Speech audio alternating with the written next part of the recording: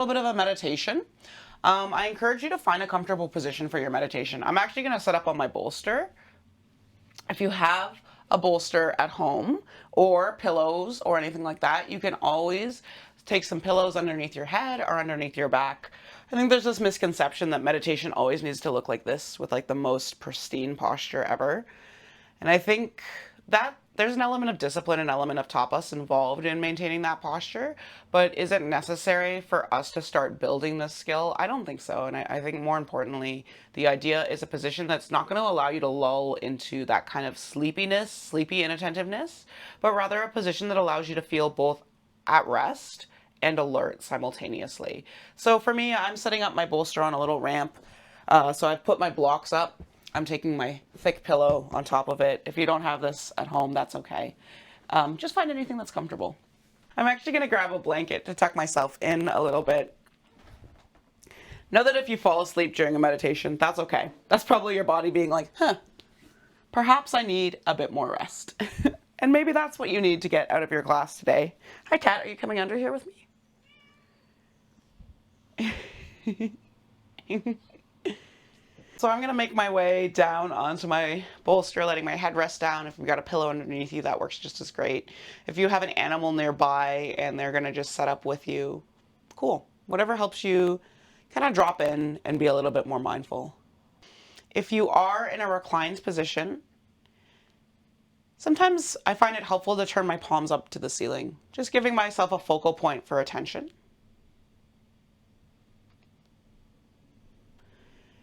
And gently letting the eyes close or letting the gaze soften down, the gaze become a little unfocused.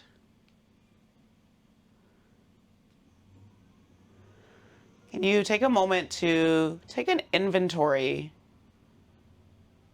of how you're feeling? What does your body tell you? Is it sore? Is it restless? Is sitting in stillness kind of frustrating? Are you feeling like you could fall right back asleep exactly where you are? There is no wrong or right observation. There's only the skill of noticing. It's a skill that we train through a variety of techniques in our yogic practice. So pick an area in your body. It could be your chest, it could be the palms of the hands, it could be the forehead. Can you let your attention rest on that spot? Take a deep, full breath in through your nose. And exhale. Let it go. I thought we would talk today about something sort of universal to the human experience, this feeling of grief, of loss, of those moments where your heart hurts for yourself or for others. And know that this can be a tough topic to approach, and if it's feeling like a little too much, you always have permission to tune me out and just be with your breath.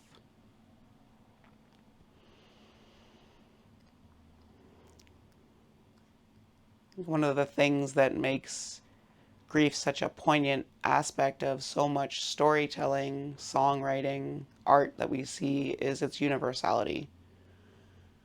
As we move through this world, we all gain an understanding of what loss feels like. Sometimes that's somebody near and dear to you. Sometimes it's almost a missed opportunity, a path not taken, a relationship that didn't work out. Sometimes it's the ability to accept that we've changed and that there are past versions of ourselves that are in some ways lost to us. So I want you to notice, how does even thinking about the word grief make your body respond? Is there a heaviness that comes over you? Does this feel kind of abstract and you're not noticing a difference? Can you let your awareness sink in to the shoulders. Gently press your shoulders down your back or into your props or earth. Pull your attention down your forearms into your palms.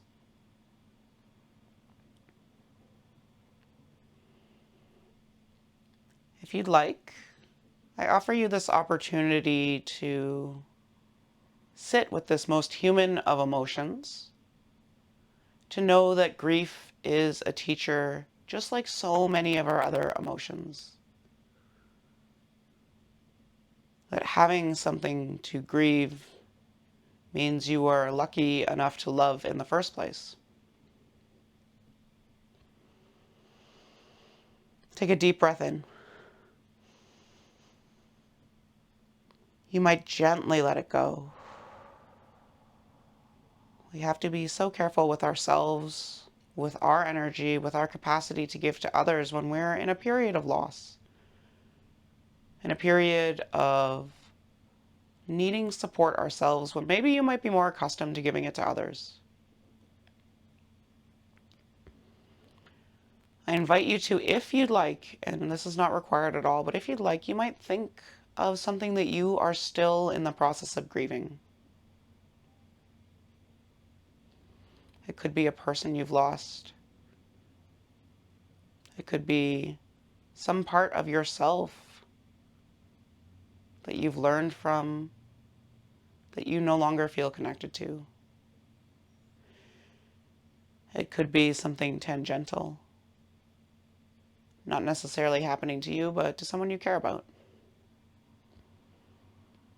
Because all of those things weigh on our hearts. So give yourself a moment and notice where your mind goes.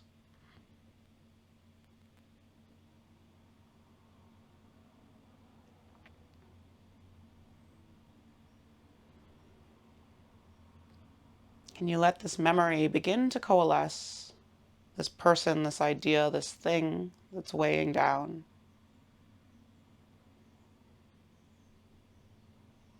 Can you notice if the body responds as you start to think on this topic, on this moment, on this person?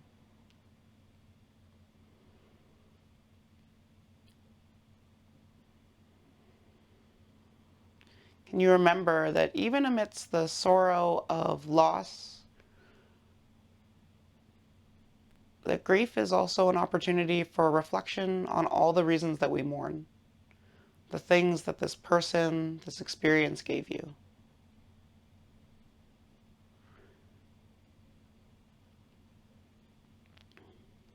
If you'd like, I'll offer a few mantras. You might repeat these in your mind. Can you think about this person and say, thank you.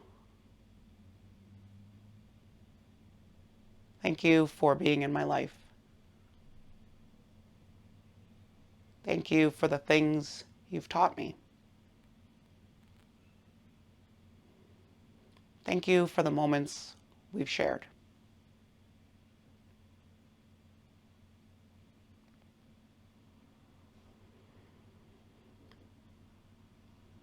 Can you notice, again, what changes? A little shift from sadness to gratitude. It might feel worse. The body might feel even heavier, the heart even heavier.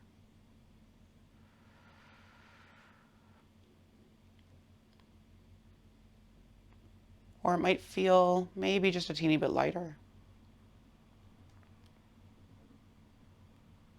Can you notice where your body rests down against the ground below you?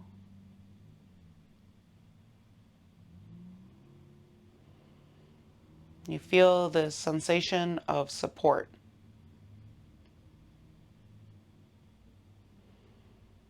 Can you think about that object of your grief, that thing that you've lost?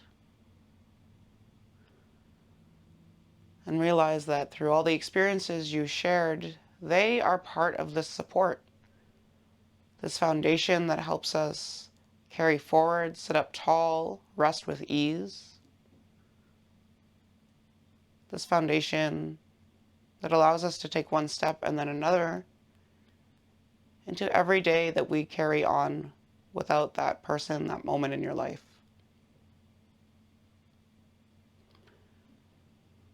So once again, you might repeat these words. Thank you. Thank you for the ways that you have lifted me up. Thank you for all that you have shared. Take a deep, full breath in.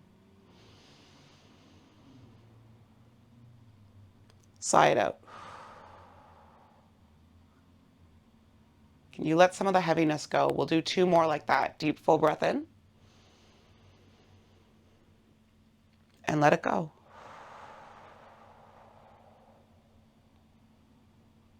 One more. Bigger, fuller breath. And gently let the attention start to diffuse. You're not forgetting, you're not moving on. My therapist likes to say that grief is not something you get over, it's something you travel through that changes as you journey. So know that even though the things you've lost may not be top of your mind at all times, we carry them with us in all the ways that we go forward into the world. When you're ready, can you inhale, reach the arms up and overhead, take a big breath in. And exhale, we'll sweep the hands down by our sides and press yourself up to a seated position if you're lying down. You might take a moment just to find a little lightness in your spine, a little height. Maybe hands are on the knees. Maybe you keep the eyes closed.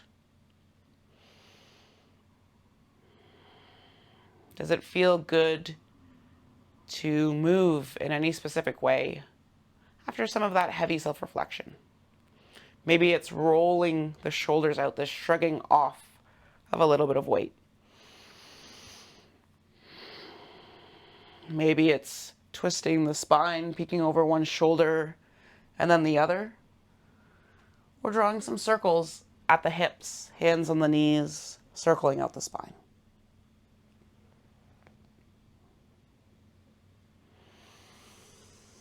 Can we take a moment for any movements that come when you close your eyes and you let your body decide what does it need?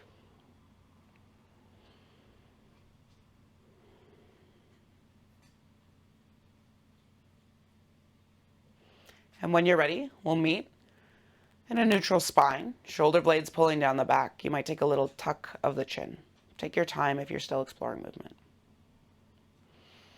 Let's seal that portion of our practice with one last collective breath. Inhaling, hands reach up. Exhale, hands through heart center. Again, a gentle expression of gratitude.